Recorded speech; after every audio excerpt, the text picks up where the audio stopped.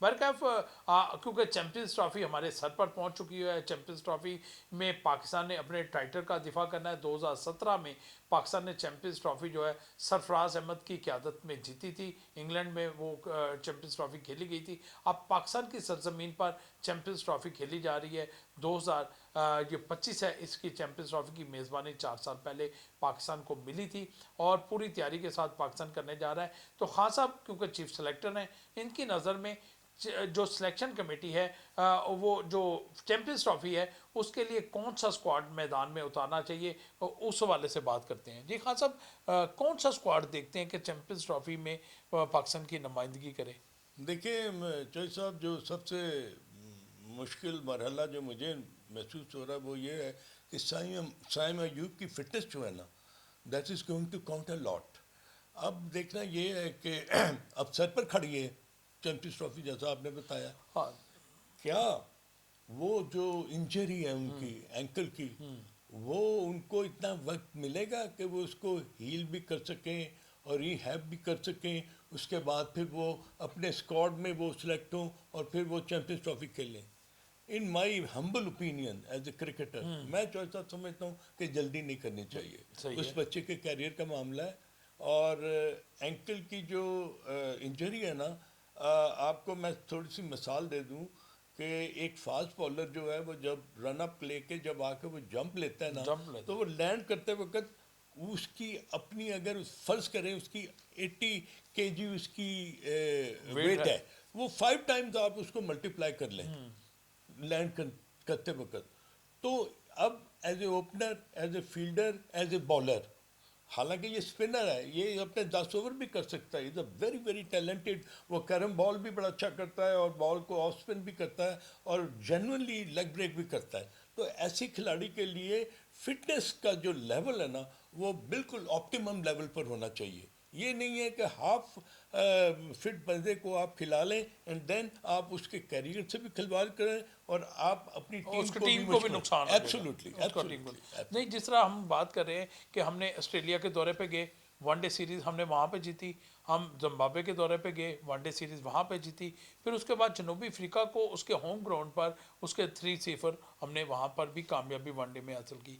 तो ये जो 15-16 प्लेयर्स हैं, क्या इनमें कोई तब्दीली करने की ज़रूरत है? क्योंकि अब हमने जो चैंपियंस ट्रॉफी खेलनी है वो अपने होम कंडीशन पर खेलनी है। देखिए, एक तो कॉम्बिनेशन बहुत अच्छा बना हुआ है। आपने जिन सीरीज़ का जिक्र किया, बिल्कुल पाकिस्तान ने कॉम्प्रिहेंसिवली और क्लिनिकली ये सीरीज़ जो जीती हैं, और एक इनका मोराल जो है वनडे क्रिकेट के हिसाब से वो बहुत हाई है। अब बात आ जाती है कि आपके स्क्वाड में क्या चेंजेस आने चाहिए कि आपकी टीम जो है ना, वो आगे जाकर अपनी होम कंडीशंस में चैंपियंस ट्रॉफी में वो अच्छा परफॉर्म करे।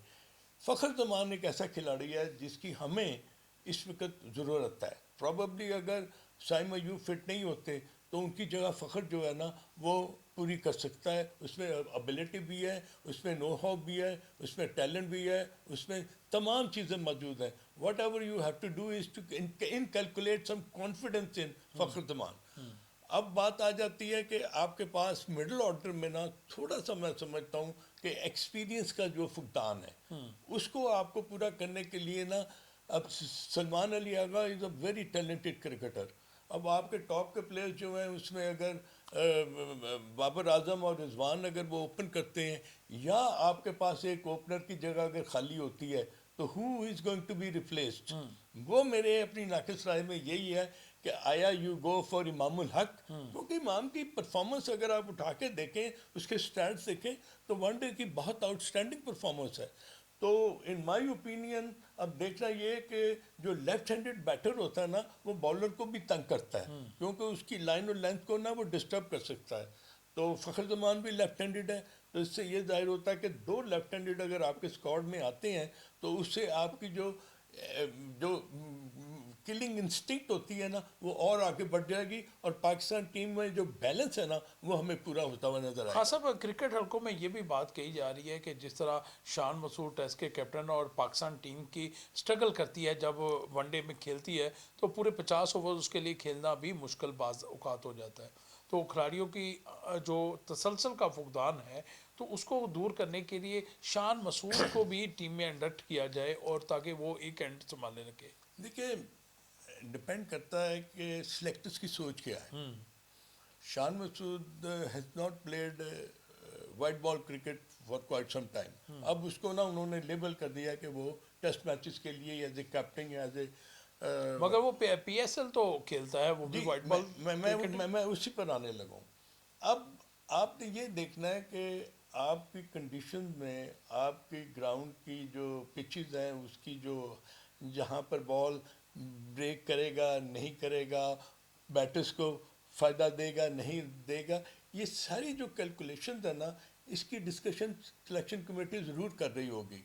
और वो सोच रही होगी कि 15 खिलाड़ियों का जो हमारा स्क्वाड है ना, उसमें वो सेक्रीफाइस करके तो उपले 4 या 3 या 4 या 5 आपने ओपनर्स खिला लिए, तो उसके लिए ना कॉम्बिनेशन का बनाना बहुत ज़रूरी है।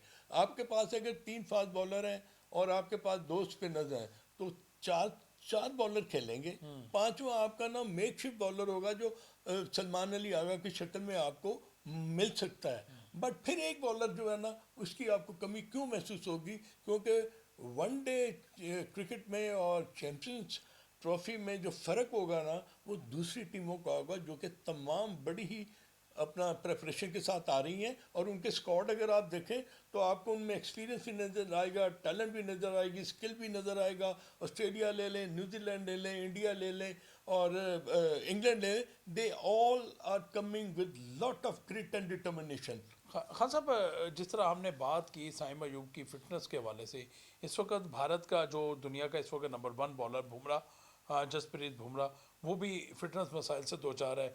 इसी तरह अगर ऑस्ट्रेलिया के कप्तान जो जिसने कप जीता है 2023 का, जी, T20 वनडे वर्ल्ड कप जीता है, वो भी इस वक्त फिटनेस मसाइल से दो चार है। दुनिया के टॉप प्लेयर जो है वो फिटनेस मसाइल से दो चार हैं।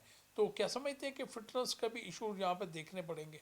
बिल्कुल है। चौधरी साहब, क्रिकेट इतनी तेज़ हो गई हुई है, और आप देखें कि टेस्ट मैचेस में भी, वनडे में भी और T20 में भी ना, अब आपके पास मार्जिन ऑफ एरर बहुत कम रह गया और है। इंग्लैंड के कप्तान भी आपको पता है फिटनेस और इंजरी मसाइल की वो वजह से बहुत देर के ब, बाद उन्होंने कम बैक किया हाँ है। जी। पहले तो उन्होंने वो दुबई में वो टूर्नामेंट जो है IL T20 जो है वो खेला है, तो अब उसका मतलब है वो अपनी प्रिपरेशन कर रहे हैं। फिटनेस लेवल में अब आप अगर देखें तो पैट कमिंस की जो आपने बात की, तो पैट कमिंस जो है ना, वो ऐसा एक क्रिकेटर मुझे नज़र आया है कि जो मुश्किल हालात में ना हमेशा अपनी टीम अपनी की टीम को लिए काम परफॉर्म किया परफॉर्म उसने। किया उसने, आप बिल्कुल देखिए, सही बात। जब भी कोई ब्रेक थ्रू की जरूरत हो तो आपको कमिंस की शक्ल में बंदा नजर आ जाएगा। आपको अगर बैटिंग में कोई ऐसा मसला आ रहा है, तो कमिंस जो है ना वो 20 25 30 रन करने के लायक है। तो आई थिंक उसकी जो फिटनेस है और उसकी अवेलेबिलिटी जो है बड़ी इंपॉर्टेंट होगी ऑस्ट्रेलिया के लिए। बिल्कुल सही। अब देखना ये है कि बुमराह की जो आपने बात की, तो इंडियन जो है ना वो बहुत फंसी हैं इस बार में वो बुमराह को ना इस तरह नहीं लेके आएंगे कि वो हाफ फिट जो है आके वो बॉलिंग करे दुबई की कंडीशंस में। मेरा अपना ये ख्याल है कि वो बुमराह में भी के पहले 2 या 3 जो ग्रुप के मैचेस हैं वो ना खेल पाए।